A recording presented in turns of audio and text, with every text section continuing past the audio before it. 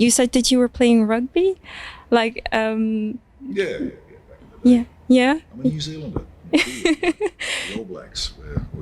It's in our blood. Yeah. Oh, that's great. And it also helped you play your parts because you have pretty physical parts? Yeah, that and probably a few late night brawls when I was a young kid. You know, not backing down. I don't know. You take whatever's in the paint box. As an actor, you resource everything.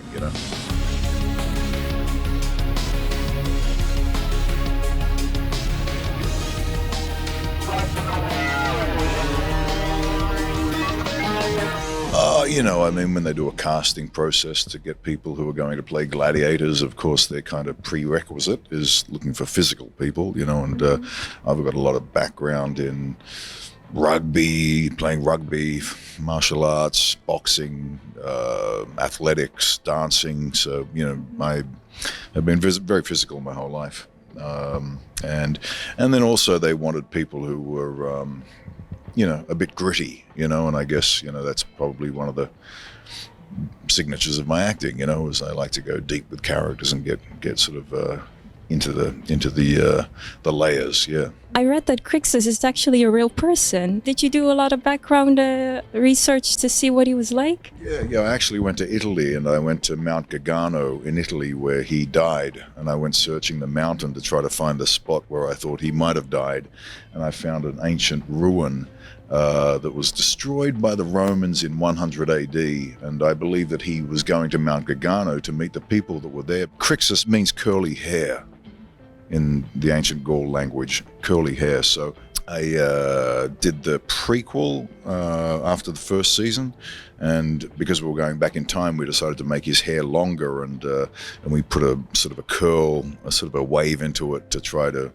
obviously pay homage to this man who must have had curly hair, at least when he was born, because that's the name he was given. And, every time that I fought, or every time that I had to really think deeply about the character, I sat and I gave myself a moment to have a think about this man who died in 74 BC fighting for freedom, and, you get a script and you go like, okay, I'm playing a character, but, this person actually lived an incredibly difficult life and had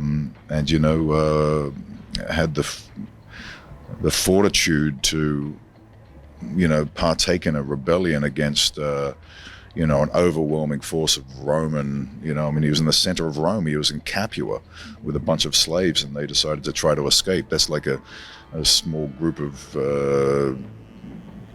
Jewish, people trying to escape from Auschwitz or something like this. There's major odds, I think Spartacus was, on many levels was popular because of the storyline, the style of shooting. There was a gay couple in the Gladiators. There was a wide range of nationalities being represented, and there's sort of something for everybody. And not done too much like just stereotype to do it just for this was just the way the world was, and I think it was told quite authentically. Yeah. You were in the Hobbit as Azog the Defiler. Yeah, you did it with him. I don't know what he defiled or how, but yes, he was called Azog the Defiler. Yes. Yeah. yeah, exactly. People who were involved with Peter Jackson doing motion capture, I met them, and they originally started in gaming. So one of the key guys working for Peter Jackson was one of the founders of Street Fighter. So they had used live motion capture with actors in order to create all the characters in the video game. So these guys were from the genesis of motion capture. So I guess the graphic artists on board with Peter Jackson made this wonderful white orc, and I just got to climb inside the skin and bring that character to life. So very interesting process. From an acting perspective, I actually met Andy Serkis about a year beforehand, and we had a conversation about motion capture. And then when I went to get into my suit at the studios in Wellington, New Zealand, the costume guy came in and he said, "Oh, these were the shoes that Andy Serkis wore when he played Gollum." part of the motion capture outfit, and he said, "You're both the same size foot. Do you want to wear Andy's shoes?" So I actually stepped into Gollum's shoes to play Azog, if you know what I mean. You know, Azog is so big. You know, he's so massive. I based the character on Jaws when I was trying to sort of think like, what do I play this character like? I automatically thought of an alpha predator, and Azog kind of had this white skin, and I thought he looked like a white shark, you know. And so I didn't want to play him like he was a bad guy. I just wanted to play him like he was just a beast of nature, you know, and basically like a great white shark, you know. I mean, it just cruises around, and I sort of played him in a way where I was constantly just moving him like a shark, just slow and ultra confident, you know, just making his way through his domain, and then suddenly, you know, I'd bring him into a violent kind of mode, which is kind of like a shark, you know. But never once thinking like, you know, I'm the bad guy. You know, it was more just his alpha predator presence, yeah, that I was concentrated on.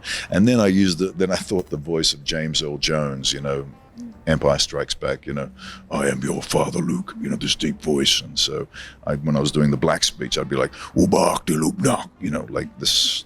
So thank you, James Earl Jones, and a great white shark called Jaws. There's a lot of black speech in the Hobbit. Yeah, how did you learn that? Very difficult. Yeah, Peter Jackson was really paranoid about sending scripts out, so I got to the hotel and got given the script at about 10 o'clock at night, and I had to perform it at like 8 o'clock the next morning. And I'm reading black speech, you know, with no idea. It's like trying to learn German overnight, you know, and I would have people standing with cue cards. So I'm acting and I'm sort of looking at these guy with this holding this cue card like this, or somebody's holding it up here, and it just depended where my eye line was going to be, and I'd be moving around and sort of going, "Oh, back to look knock," and then "Good easy, good," but I'd be sort of reading it and try to stay in character. But these are the tricks. I had to come up with tricks because, you know, there was no way to process it fast enough. You know, none of the environment was around. Peter Jackson was like, I'm sitting on something like this, and he tells me I'm riding a giant wolf, and I'm just sort of sitting on this pommel horse that two guys are moving like this, and I'm not on a giant wolf. And he says, "Okay, and in front of you is a tall tree, and Gandalf is up in the tree, and he's lighting cones and throwing them. All the wolves are going, and here comes Thorin Oakenshield. You're going to get into a big battle now." And I'm like, "Peter, there's nothing," you know. But, you know, as an actor, you know, luckily having experience, and at the time I was on Spartacus, and I was really, you know, I was up to speed with not having to think about anything production-wise because I was in a production already. You know, sometimes when you're starting a new project, it takes a little bit of time just to get used to working with camera or light or sound, you know, and so.